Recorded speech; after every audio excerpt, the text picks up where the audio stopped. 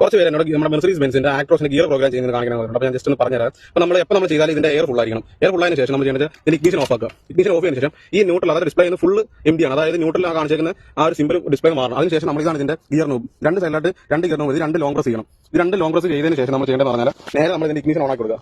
Ignition on ആക്കി കൊടുക്കുമ്പോൾ ഇവിടെ രണ്ട് arrow mark up and down മാറി വരുന്നതാണ് നിങ്ങൾക്ക്. ആ അപ്പ് ആൻഡ് ഡൗൺ അത് മാറിയതിനു ശേഷം അതിന്റെ സെൻട്രലായിട്ട് ന്യൂട്രലിന്റെ ഒരു സിമ്പിൾ വരും. ആ സിമ്പിൾ വരുന്ന അതേ സ്പോട്ടിൽ തന്നെ വണ്ടി സ്റ്റാർട്ട് ആക്കി കൊടുക്കുക.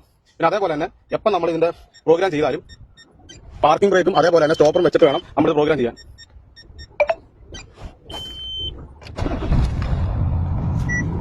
നിങ്ങൾ ശ്രദ്ധിച്ചു നോക്കിയാൽ നിങ്ങൾക്ക് മനസ്സിലായി പ്രോഗ്രാം ആകുമ്പോൾ സൗണ്ട് നിങ്ങൾക്ക് കേൾക്കാം. പിന്നെ അതേപോലെ തന്നെ ഒരു കാരണവശാലും നമ്മൾ പ്രോഗ്രാം ആകുന്ന സമയത്ത് ഇതിന്റെ ഈ നോബ് ഒരിക്കലും കൈ എടുക്കരുത്. ഫുള്ള് പ്രോഗ്രാം ആയി കഴിയുമ്പോൾ അവിടെ ന്യൂട്രൽ ആയ സിമ്പിൾ വരും. ആ സിമ്പിൾ വന്നു കഴിഞ്ഞ ശേഷം നമ്മൾ ആ ഈ നോബിന് കൈ എടുക്കാവുള്ളൂ. അത് പ്രത്യേകം ശ്രദ്ധിക്കണം. ഒരു 25 സെക്കൻഡ് 30 സെക്കൻഡ് ആണ് ഇതിന് നോർമലി വരുന്ന ഒരു ടൈം.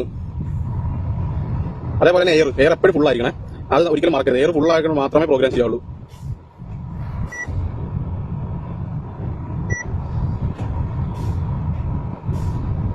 ന്യൂട്രലിൽ ആ സിമ്പിൾ വന്നതിന് ശേഷം നമുക്ക് ഇവിടുന്ന് നോബ് എടുക്കാം. ഇങ്ങനെയാണ് ആക്ട്രോസിന്റെ ഗിയർ പ്രോഗ്രാം ചെയ്യുന്നത്. അപ്പം അടുത്തൊരു വീഡിയോ ആയിട്ട് വീണ്ടും കാണാം.